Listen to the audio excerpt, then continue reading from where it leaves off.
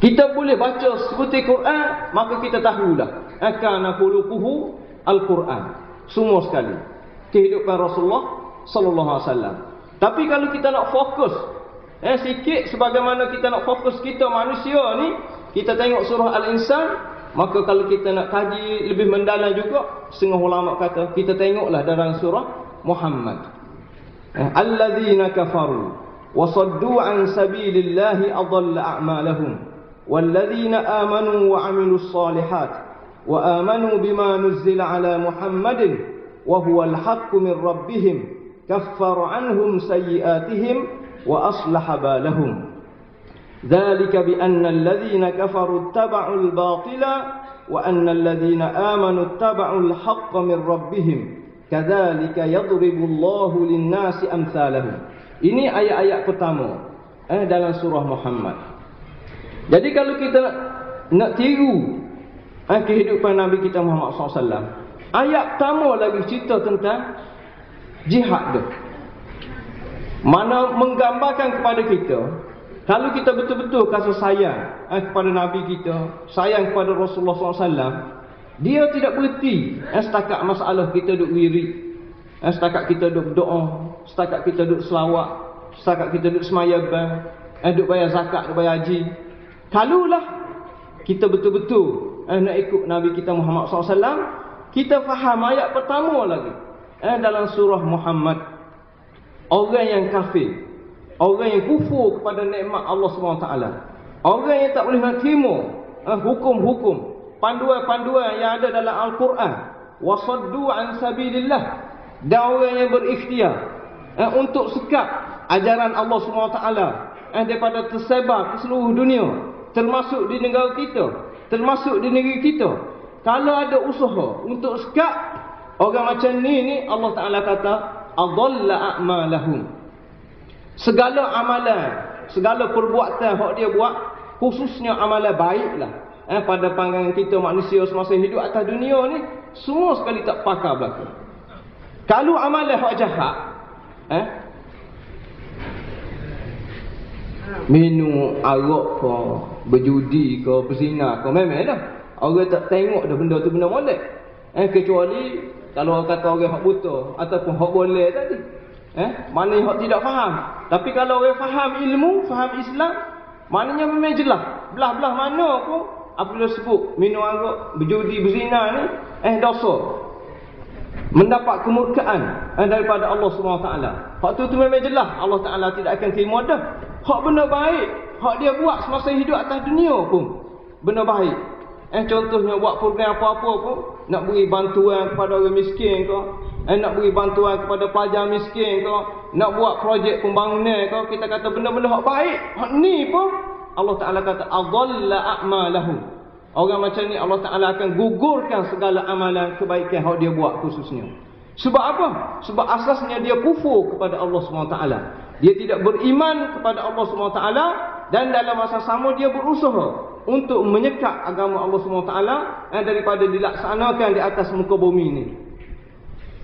Jadi memang banyak lah, sama ada orang yang betul-betul kufur kepada Allah SWT, ataupun orang yang mengucap, orang yang mengaku Islam, tetapi tindakan dia, perbuatan dia, percakapan dia tidak menggambarkan dia ni seorang Muslim, seorang mukmin. Kalulah setara Quran pun dia tak sepakar, setara Islam kalimah yang paling comel pun dia nak pindah lagi. Dan sekarang ni kita tengok, kalau hak terbaru ni dia Terengganu di kakak dia. Nak ayat bersungguhnya Menteri Besar dulu nak memperkenalkan Islam Hadari ni, salah satu esko dia, esko pembangunan Islam Hadari. Mari Menteri Besar baru ni dia buat hal tu. Dia buat, tak ada Islam Hadari. Jadi amal rasa sendiri pun duk tengok seorang hak Allah sendiri pun hak memperkenalkan Islam Hadari ni, dah kau dia sebut sekarang ni masalah Islam Hadari dengan suasana sekarang ni. Amal rasa tak ada. Tak ada. Kalau setara dia tak ada, menteri-menteri lain lagi tak ada. Timbalan menteri, timbalan apa dia, Perdana Menteri berapa kali sebut tentang Islam Hadari dulu sebelum pilihan raya. Hak sekarang ni lagi lah. Menteri-menteri dia, menteri besar berapa orang hak kecek masalah Islam Hadari. Kalau betul-betul nak kecek bab Islam lah. Kalau nak laksanakan Islam. Kecuali hak sungguh benar, hak terganung lah. Habis beratus-ratus juta. Sebab nak melaksanakan Islam hadari. Bukan wak masjid tak ada atas dunia. Masjid Kristen. Habis beratus-ratus juta. Cuma orang kata tak habis sebanyak tu. Hak benar-benar cek amat pun tak tahu juga. Cuma orang kata dalam 35 juta je. Tapi hak tertulisnya beratus-ratus juta. Jadi sebab tu lah orang minta dengan Menteri Besar baru ni cek betul ke tak sebanyak tu habis. Duit yang Allah Ta'ala anugerah kepada rakyat Terengganu melalui petroleum lah. Kita kata mana walaupun bunyi 5% je, tapi dia hampir 1 bilion kalau tak silap ambil. Kalau betul-betul dia kata nak membangunkan negeri Terengganu dengan Islam hadari, Terengganu bestari, apa semua sekali ni, nak bela rakyat, amo rasa dalam 4 tahun ni dah ada perkembangan. Sepatutnya negeri Terengganu ni tidak jadi negeri kedua paling miskin. Sepatutnya dalam tempoh 4 tahun. Kalau dia betul-betul pegang kuasa anugerah yang Allah Ta'ala bagi ni untuk beri kepada rakyat, untuk betul-betul laksana tanggungjawab sebagai seorang pemimpin. Tapi kita tengok rakyat dia kekal, negeri dia kekal. Ramai bukan main orang miskin.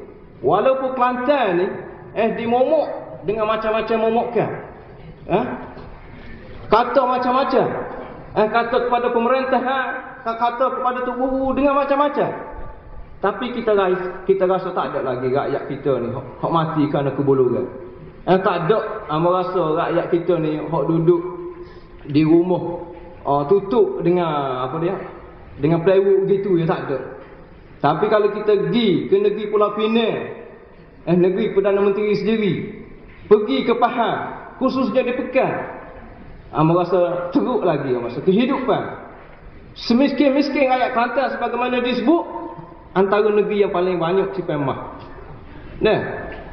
Semiskin-miskin rakyat Kelantan, pelabur-pelabur pakat nak mari melabur di Kelantan. Contoh yang paling jelas ialah pelabur-pelabur besar. Buat bangunan ni selain daripada hotel, pasar raya besar semua sekali. Macam mana kita nak gambarkan sebuah negeri yang miskin, sedangkan pelabur-pelabur, peniaga-peniaga besar mari sanggup melabur di Kelantan. Kalau tidak, hak yang berlaku sebenarnya tidak sebagaimana hak dia kata. Tapi di Terengganu ni adik kakak, sampai sekarang ni pun masih negeri kedua termiskin. Memang banyak duit dia habis untuk projek pembangunan. Tapi kita fikir adik kakak, apakah pembangunan yang dibuat tu menguntungkan rakyat? Kalau buat masjid sampai berpuluh-puluh, beratus-ratus juta, kenapa dia hak rakyat boleh? Rakyat habis duit ada. Bukan boleh duit ke rakyat, rakyat habis duit. Sebab nak pergi tu kena naik kereta, kena naik taksi, kena bayar kereta, apa semua sekali, habis duit. Lepas tu boleh tengok nak tengok lama mana. Boleh dah lenggak tengok kalau bangunan tinggi, cabut piah-piah pun. Tapi kenapa dia untung kepada rakyat? Katalah buat lagi projek sebab nak tarik pelancongan apa semua sekali. Buat apa dia? Pertandingan kapal layar antarabangsa tu, Monsoon Cup. Habis ratus-ratus juta. Kenapa dia untung pada rakyat? Selain pada lah, bolehlah jual kepuk leko apa semua sekali tu. Tapi banyak mana? Cuma ada orang hamba tak setuju, cuma ada orang sebut Menteri Besar sekarang ni muka dia macam tak payah sebut lah. Tapi nak ayat ni Terengganu contoh. Kalau dia betul-betul nak laksana Islam hadari hak dia faham, sepatutnya dah ada perkembangan, peningkatan di sudut taraf kehidupan rakyat. Tapi sekarang ni mari Menteri Besar baru ni buang habis. Tak ada dah ekskul Islam.